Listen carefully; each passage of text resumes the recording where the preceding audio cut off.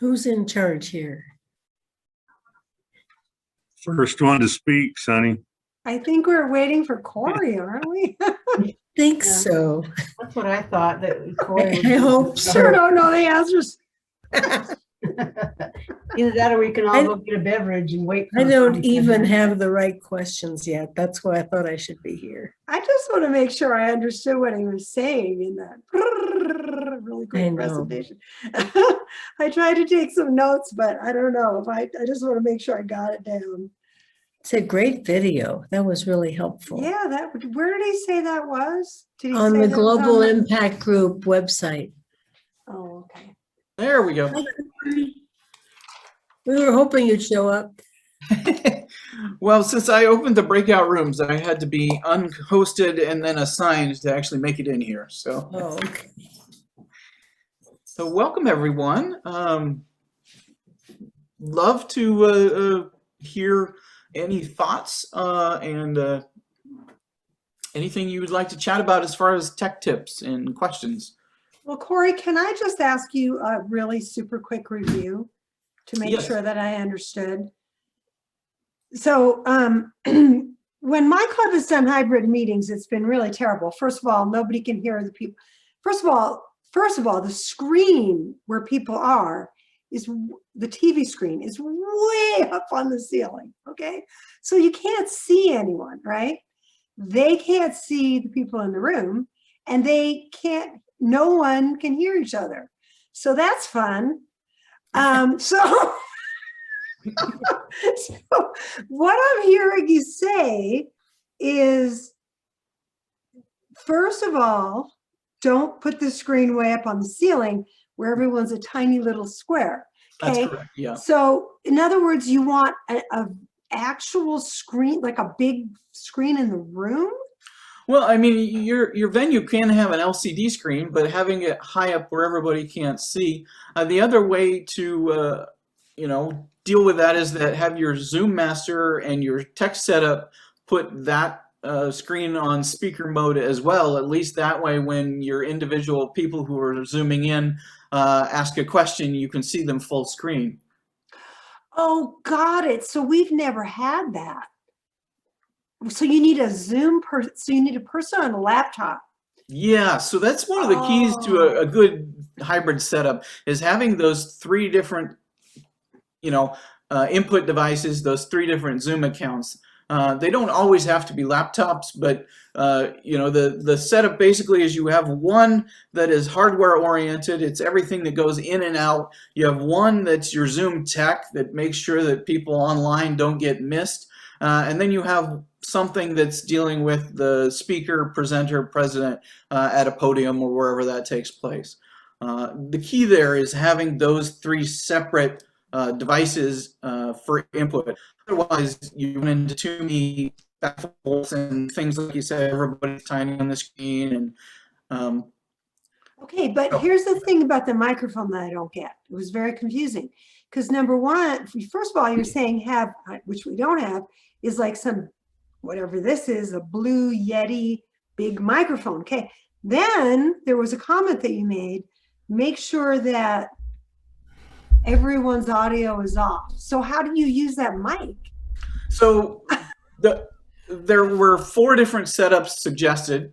So in the first setup, that's as if everyone was just meeting like we are right now, only some of the people are meeting in the same room.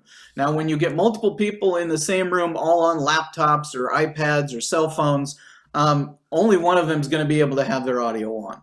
Now, if you're doing a setup like was in the video, which is a more advanced setup, which is kind of the standard size though, you will be using an in-room capture device like a Blue Yeti microphone, which Ron Jen may be demonstrating, or at least something similar. Hey, it's right here. This is a Blue Yeti.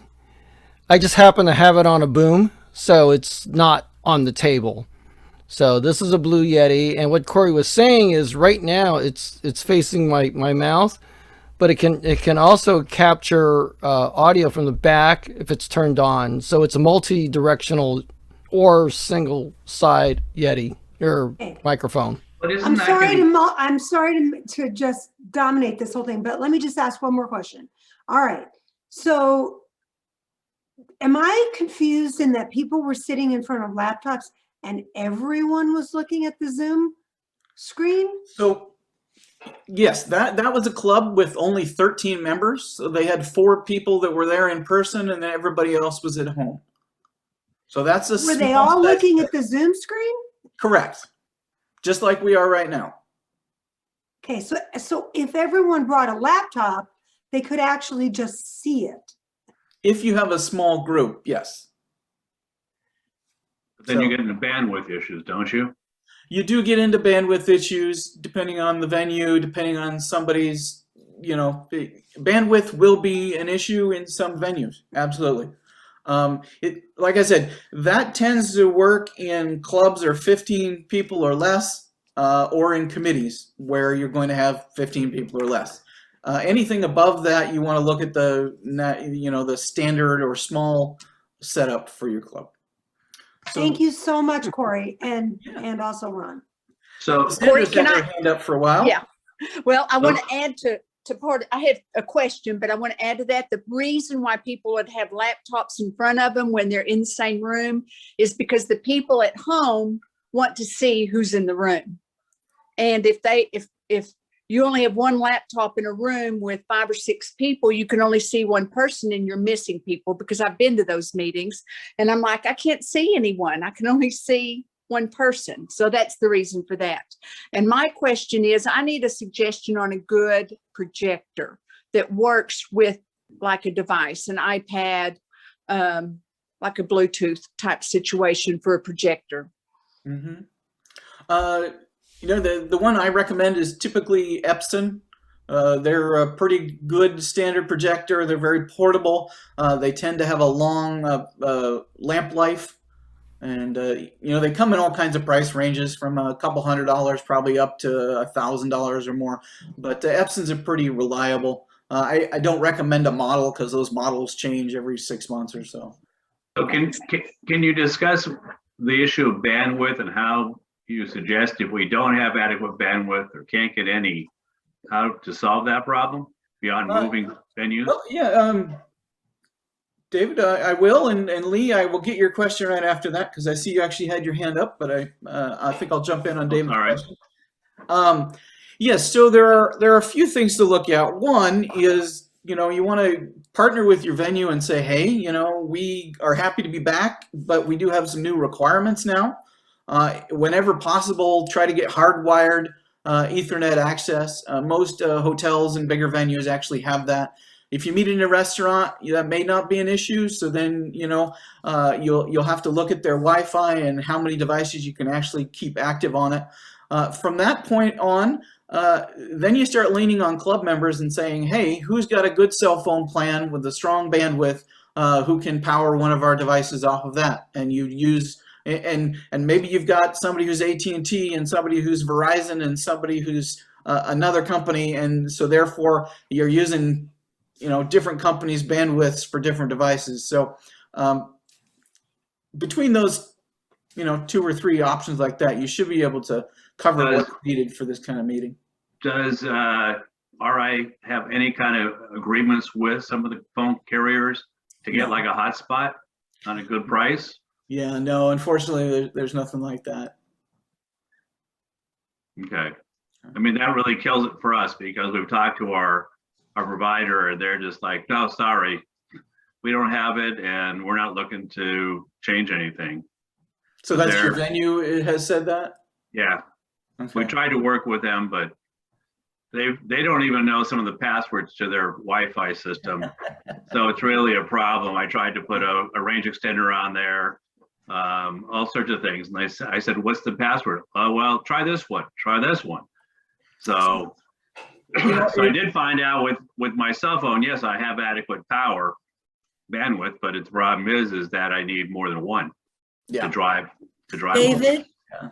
David, Yeah. you might check with your governor. This particular year, RI has been more lenient about how the governor's allocation can be expended, and a hotspot may be covered. Okay, thank you. Sure. Absolutely. That's a great thought. Lee, you had a question? Yeah, I do, Corey, and it's probably just I misunderstood what was being said. So I'm going back to the larger breakout room where you've got 3 laptops. And I thought I heard you say that each laptop had to be on a different Zoom. Is that correct? Yes, they should all be logged into a different Zoom account. Okay, so they'd have to have their own Zoom account then. There'd be, and okay. Only the host has to have a paid Zoom account, so you can use free Zoom accounts for the other 2.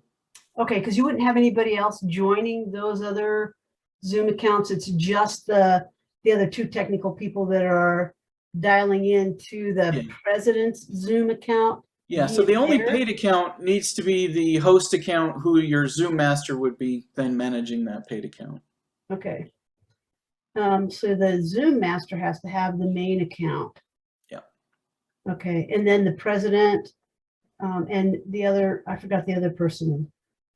So the third is typically not manned during the meeting. It's just your tech team will set that one up so that all the hardware is working properly. Okay, and that's the club laptop then, right? Correct, yeah. Okay. And you know, these don't have to be laptops. They could be desktop computers. They could be Mac Minis. They could be any number of different devices, as long as they have the capability of being on Zoom. If they, you know, the one at the podium should have a good camera on it, and then the other one will need to have the HDMI and USB inputs so that you can get your ins and outs for that setup. And that comes off the master then, right? What's that? The HDMI and the other connections come off of the master laptop then, correct? That's correct, yeah. What's called a club laptop in that video. Okay. Okay, so the club laptop is just sitting there then. Doesn't need to be manned, but okay. That's been our problem with our meetings then. We've had 2 and not 3. Yeah, yeah, and I hear a lot of clubs that are like, well, we only need 1 or we only need 2, but you're going to run into a lot of these different glitches if you try to minimize that. I would say, you know, be a little more flexible on the camera inputs you'll use or things like that if you need to cut back somewhere, because you definitely want somebody who's doing like I'm doing right here, you know, facilitating people who want to raise their hand, and then you need a dedicated device that's running your PowerPoint and your ins and outs and everything else. So. Okay. So Corey, this is Ron. So Corey, oh, sorry, go ahead. I just wanted him to review what he just said so I could write it down. I was going to say, Corey, the president is just controlling the PowerPoint, and his laptop is primarily just so that his camera is pointing at him more than anything else. Yeah, and it's that way so that you don't have to have somebody manning that tech table.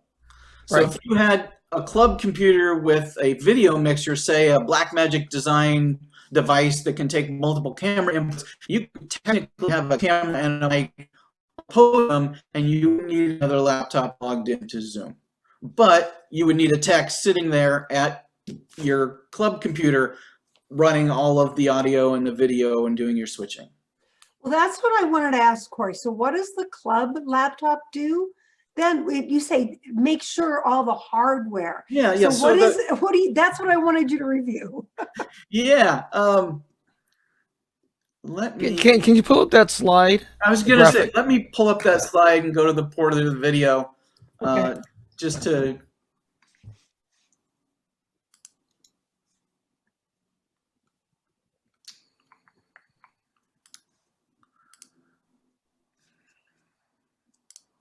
Let me ask a question while you're looking for that slide, Corey. Yeah.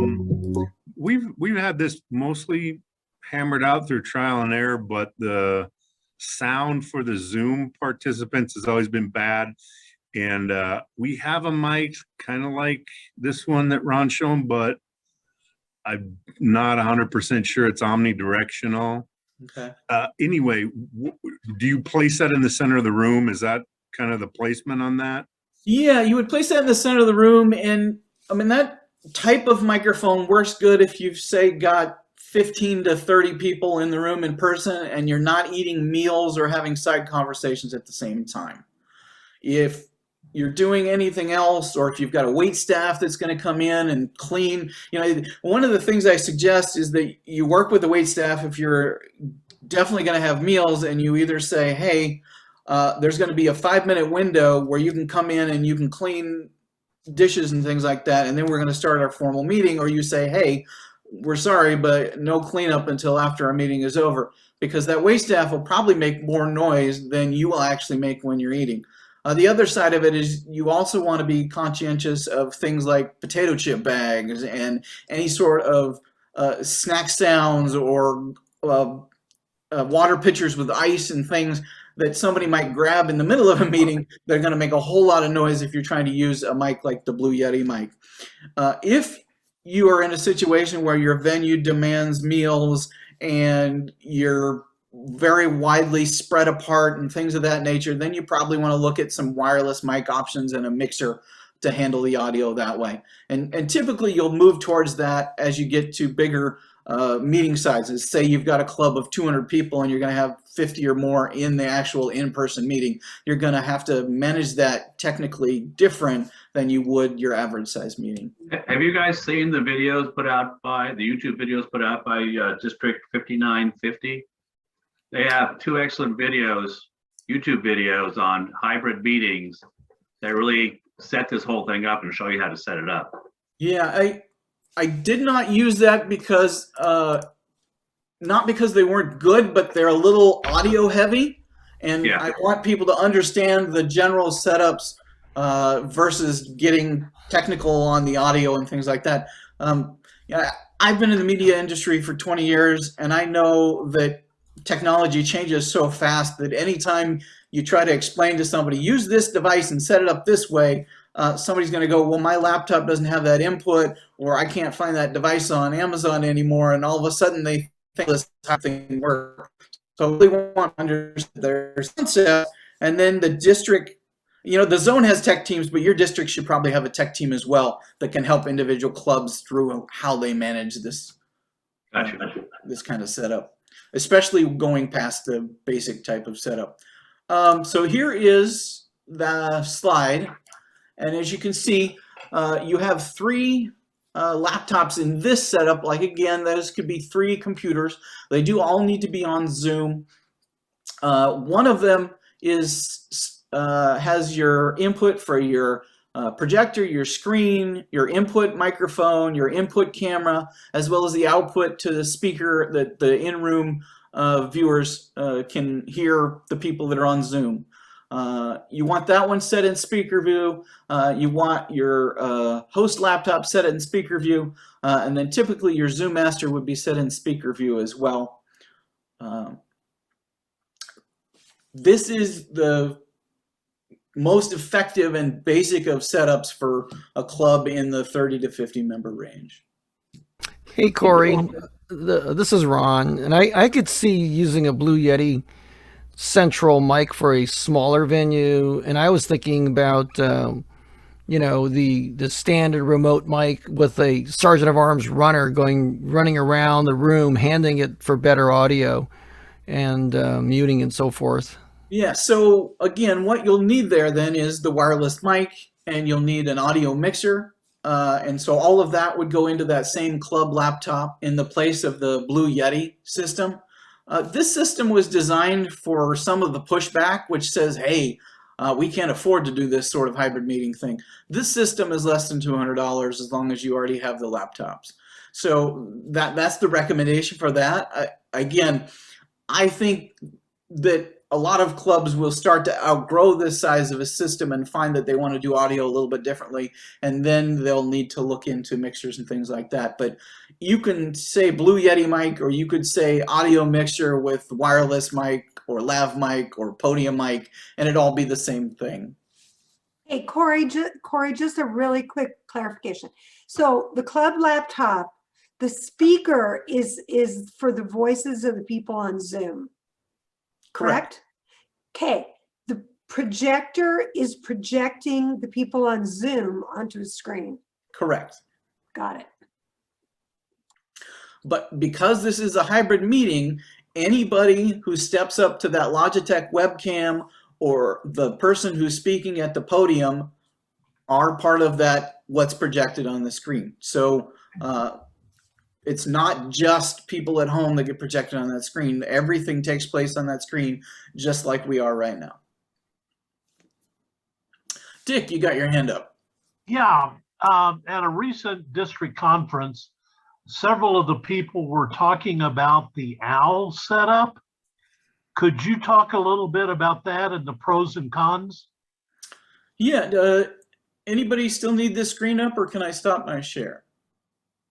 Okay, I'm gonna go ahead and stop the share. So the OWL setup, and there's a number of camera systems like that. Mevo, I think, had a camera system, and there's some in the educational world, and OWL may be one of them. These are automatic cameras that often are voice activated. So if somebody's talking in the room, that camera will pan one way or the other and focusing in on that person is talking. It's the same type of camera that's already set up, say, in a Zoom room, where that room is set up to function in Zoom. So that's the novelty of those cameras. They aren't in any way superior to, say, a video camera that you might have on a tripod that's plugged into your laptop, or even that Logitech camera that was mentioned, depending on the size of the room. I have heard it recommended a lot of times from tech people who are in the educational field, because they buy them in bulk and they put them in classrooms, and they're a great way to do virtual teaching, because no matter where they go in the classroom, that mic and that camera is following them around. But they typically cost in the area of $1,000 to $1,400, so they aren't that viable for most clubs. And then the other thing is where do you put it in the room? Do you put it on a tripod centrally? Do you mount it on the wall? Our venues are so different that coming up with one automatic camera to be kind of the camera we meant is still different for that. I have found that for the cost, it's not really a generic fit for most clubs. Thank you. Have you used the Jabra devices? They're speakers and microphones. Jabra? Yeah, Jabra, and it's like there's like 700 and something series units. Ron's shaking his head. Yes, I haven't. So Yeah, I mean, I'm thinking that you're just talking about one of the brands out there next to Bose or anybody else, and I think any good computer speaker would work. But hey, Corey, what I was wondering was that typically, you know, the PowerPoint's being shown on the screen, and I was thinking that you might have, I mean, for better image quality, you'd actually have two screens up there, one showing the audience and then one showing the actual PowerPoints that's being projected, and then they're all mixed together in the laptop for viewing, like a regular Zoom meeting. So the Zoom people would see the PowerPoint and the people on Zoom, plus the camera pointing backwards at the audience. Getting ready to close this other one. Or is that too big of a deal? Well, it's too big for most clubs to try to sort out that. Those who are wondering, yes, that would be a little too big for clubs that are looking for that kind of setup.